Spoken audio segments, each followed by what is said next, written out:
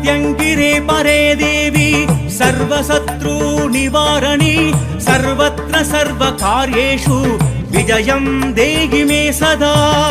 ఓం శ్రీమాత్రే నమః. ఓం శ్రీ గురుభ్యో నమః. అందరికీ నా నమస్కారాలండి.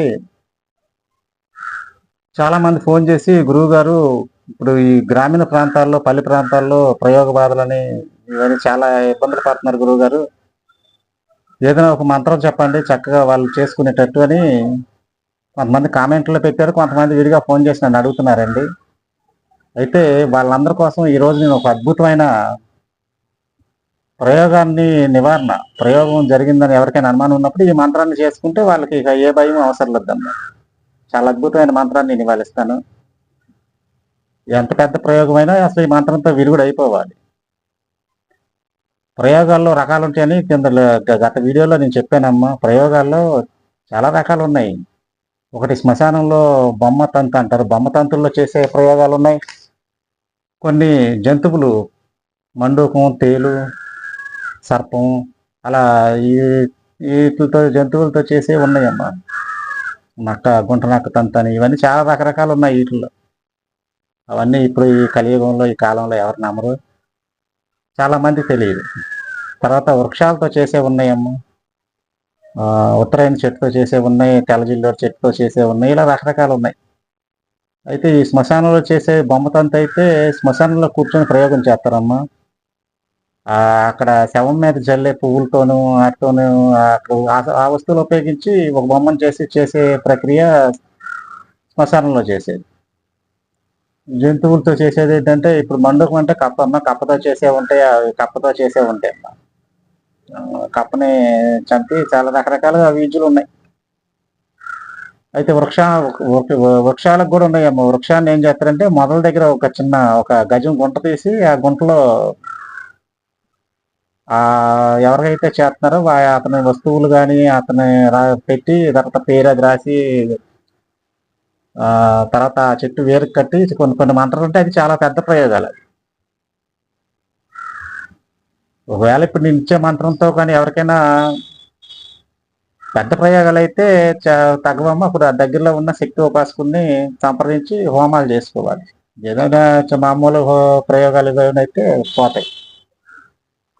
పెద్ద ప్రయోగాలు అంటే ఏంటి గురువు గారు అని అందరూ ఆలోచిస్తారు. పెద్ద ప్రయోగాలు అంటే ఇప్పుడు నేను చెప్పే చూడమ్మా, ఇప్పుడు ఒక వృక్షానికి కింద ఒక గజంలో గోతు మొదల దగ్గర గొయ్యి తీసి ఆ గోతులో ఎవరి మీద చేస్తున్నారో అతని వస్తువులు అతని పేరు అవన్నీ రాసి అక్కడ లోన కడతారు, బంధనం చేస్తారు మంత్రంతో. అది మనం ఇప్పుడు ఈ మంత్రంతో పోవు, అలాంటివి అయితే పోవు. అప్పుడు ఏం చేయాలి, అది ఎవరైతే పెట్టారో వాడు ఓడదీయాలి. అవన్నీ ఓడదీసేస్తే మళ్ళీ వీడికి తగ్గిపోద్ది. మరి అలాంటప్పుడు ఏం చేయాలి, ఎవరు పెట్టారో మీకు తెలియదు కాబట్టి అప్పుడు ఏం చేయాలంటే అక్కడ దగ్గరలో ఉన్న ఎవరైనా ఉపాసకుడిని సంప్రదించి చక్కగా ప్రత్యంగర హోమాలు, ఒక శక్తి హోమాలు చేయించుకుంటే విరుగుడయ్యింది, తప్పకుండా విరుగుడయ్యింది. ఈ మంత్రాన్ని స్క్రీన్ మీద ఇస్తానమ్మా, చక్కగా చేసుకోండి. అయితే ఈ మంత్రం ఒకటే కాదమ్మా, నేను చెప్పాను ప్రతి మంత్రం ఇట్లా చేసుకుంటే ఫలితం రాదు, దానికి తగ్గ ప్రక్రియ ఉంటుంది. ప్రక్రియ కంపల్సరీగా చేయాల్సిందేనమ్మా, చేస్తేనే దానికి ఆ శక్తి ఉంటుంది. ఒక ఇత్తడి ప్లేటు, మామూలు మనం అమ్మవారికి ఇంట్లో పూజలు చేసేటప్పుడు నైవేద్యాల కోసం ఉపయోగించే పెద్ద ప్లేట్ ఉంటుంది, ఎంత ఉంటుంది ఇత్తడి ప్లేటు. ఆ ప్లేట్లో మరీ పెద్దది కాదు, కొంచెం చిన్నది, ఒక గుమ్మడికాయ పట్టేంత ప్లేటు, ఒక తీపి గుమ్మడికాయ పట్టేంత ప్లేటుని తెచ్చుకొని దాని నిండా కుంకుమ నీళ్ళు ఎర్రగా కలిపి దాంట్లో తెల్లవాలు పోయాలి. దాంట్లో తెల్లవాలు పోసి ఒక గుమ్మడికాయని తీసుకొచ్చి చక్కగా కడిగి దానికి పసుపు కుంకుమ రాసి బొట్లు పెట్టుకోవాలి. బొట్లు పెట్టుకొని దానిపైన హోల్ చేసి దాని నిండా కుంకుమ నీళ్ళు నింపండి. నింపి దాని మీద మళ్ళీ మూతేసేయండి. మూతేసిన తర్వాత చిన్న ప్రమిదే, మట్టి ప్రమిద తెచ్చుకోండి. ఒక పెద్ద ప్రమిద పెడితే ఆ తెల్ల నిండా వెలుగుతూ ఉంటుంది. అవసరం చిన్న ప్రమిద తెచ్చుకొని తింటే ఉంటుంది. చిన్న ప్రమిద తెచ్చుకొని దాని నిండా వేప నూనె పోయాలి. వేప నూనె పోసి నల్ల ఒత్తు వేయాలి. నల్ల ఒత్తు అంటే నల్ల ఒత్తు ఇక్కడ ఎక్కడ దొరికింది గురువు గారు అంటే కారణవి జాకెట్లు అమ్ముతారమ్మా, బ్లాక్. అవి తెచ్చుకొని చింపి చక్కగా చిన్న ఒత్తు చేసుకొని ఆ గుమ్మడికాయ మీద పెట్టాలి. ఆ గుమ్మడికాయని ప్లేట్లో పెట్టాలి. ఈ కుంకుమ నీళ్ళు కలిపిన నీళ్ళల్లో తెల్లవాలు వేసి ఆ నీళ్ళ మీద గుమ్మడికాయ పెట్టి ఆ గుమ్మడికాయ మీద దీపం వెలిగించాలి. ఇది ఎప్పుడు చేయాలంటే అమావాస్య రోజు కానీ అష్టమి తిథి రోజు కానీ పౌర్ణమి రోజు కానీ ఈ 3 రోజులే పనిచేసింది. ఎంత పెద్ద ప్రయోగమైనా సరేనమ్మా, చాలా అద్భుతమైన తంతు ఇది మంత్రం 2. ఇక మీకు ఏ భయం అవసరం లేదు. ఇంకా ఏదైనా నేను చెప్పినట్టు పెద్ద ప్రయోగాలు ఉంటే అవి మీ దగ్గరలో ఉన్న మంచి ఉపాసకుడు, శక్తి ఉపాసకుల దగ్గరికి వెళ్తే వాళ్ళు మంచి హోమం చేస్తే ఒక హోమం కాదు 2-3 హోమాలు చేయించుకుంటే మీకు అద్భుతమైన ఫలితం వచ్చింది.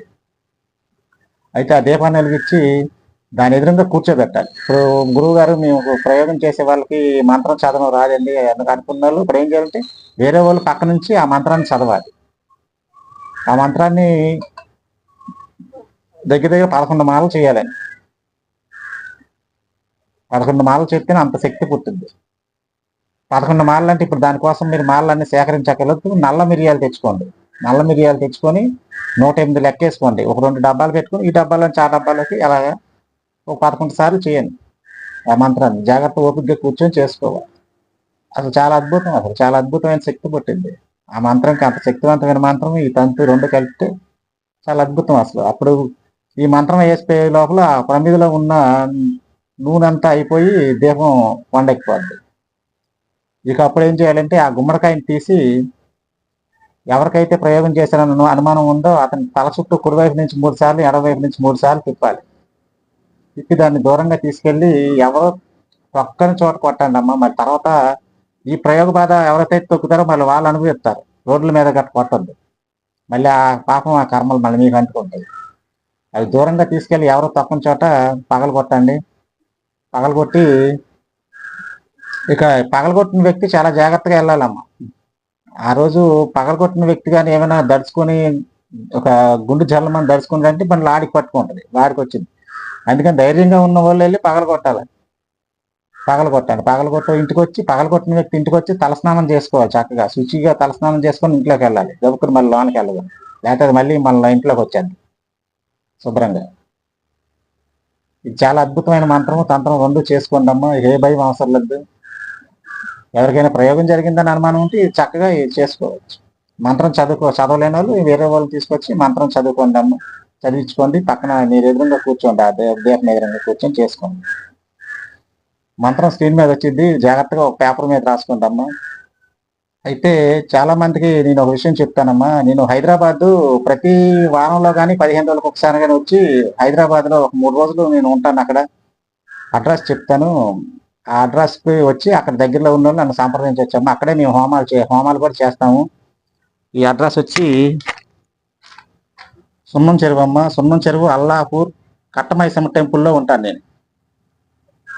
నేను ఇంకా డేట్లు ఫిక్స్ చేయలేదు. చక్కగా వారం రోజుల్లో వారంకి ఒకసారి కానీ లేకపోతే 15 రోజులకు ఒకసారి వచ్చి అక్కడ 3-4 రోజులు నేను ఉంటాను. సున్నం చెరువు Allapur Katta Maisamma temple. Phone number కూడా వేసుకోండి అమ్మా. అక్కడ కాంటాక్ట్ నెంబర్ ఇది 9700000567. అక్కడ కాంటాక్ట్ నెంబర్ అమ్మా. అక్కడ దగ్గరలో ఉన్న వాళ్ళు ఈ నెంబర్కి ఫోన్ చేస్తే మా వాళ్ళు అక్కడ నేను ఎప్పుడు వచ్చేదాన్ని చెప్తా ఉంటారు. మళ్ళీ నేను ఇంకొకసారి నెంబర్ చెప్తానమ్మా. 9700000567. ఈ నెంబర్ కాంటాక్ట్ అవ్వండి అమ్మా. హైదరాబాద్ చుట్టుపక్కల ప్రాంతాల్లో వాళ్ళు వచ్చి నన్ను అక్కడ కలుసుకోవచ్చు. మీకు సమస్యలు ఏమంటే అక్కడ హోమాలు ఆ టెంపుల్లోనే చేస్తామమ్మా. కట్టమైసమ్మ తల్లి టెంపుల్లోనే చేస్తాం. చక్కగా వచ్చి చేయించుకోవచ్చమ్మా. ఇంకొక మంచి వీడియోతో మిమ్మల్ని కలుసుకుంటానమ్మా. ఓం శ్రీ మాత్రే నమః. ఓం శ్రీ గురుభ్యో నమః. మంత్రం చాలా చక్కగా జాగ్రత్తగా ఒక పేపర్ మీద రాసుకోండి అమ్మా. ఓం నమో భగవతే మాతా మహంకాళి భైరవి కాళి జటాంగి బిలం బల బల సాక్షి ఓం హూం హూం హ్రీం హ్రీం హ్రీం హూం ఫట్ స్వాహ. మరి ఇంకొకసారి చదువుతానమ్మా. ఓం నమో భగవతే మాతా మహంకాళి భైరవి కాళి జటాంగి బిలం బల బల సాక్షి ఓం హూం హూం హ్రీం హ్రీం హ్రీం హ్రీం హూం ఫట్ స్వాహ. ఈ మంత్రాన్ని చాలా చక్కగా చేసుకుంటాం. ఇది అద్భుతమైన చాలా మంచి మంత్రం.